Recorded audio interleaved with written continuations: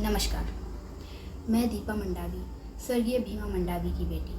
आज मैं इस वीडियो के माध्यम से हमारे भाजपा पार्टी के सभी कार्यकर्ताओं एवं नेताओं से ये पूछना चाहती हूँ कि पार्टी ने मेरी मम्मी श्रीमती ओजस्वी भीमा मंडावी को विधानसभा की टिकट न देकर मेरे पापा के बलिदान को बेइज्जत किया है।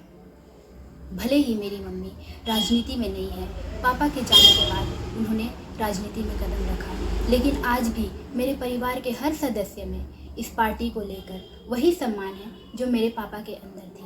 मेरे पापा ने इस पार्टी के लिए अपनी जान दे दी। उनके जाने के बाद हमें अपने कल का पता नहीं था, फिर भी हमारी मम्मी ने हमें संभाला और इस पार्टी में मेरे पापा की जगह ली। उसी शिद्दत के साथ जो मेरे पापा के अंदर थी, हमारे दंतेवाड़ा की जनता के लिए और हमारी भाजपा पार्टी के लिए। क्या मेरे पापा के बलिदान की कोई कीमत नहीं है आप सभी पार्टी वालों के सामने? क्या मेरे पापा से कोई कमी रह गई? जबकि आज भी जनता सिर्फ मेरे पापा को चाहती है और मेरे पापा के इसी अधूरे कार्य को और उनके सपने को पूरा करने के लिए मेरी मम्मी पार्टी में आई थी, राजनीति में उन्होंने कदम रखा था।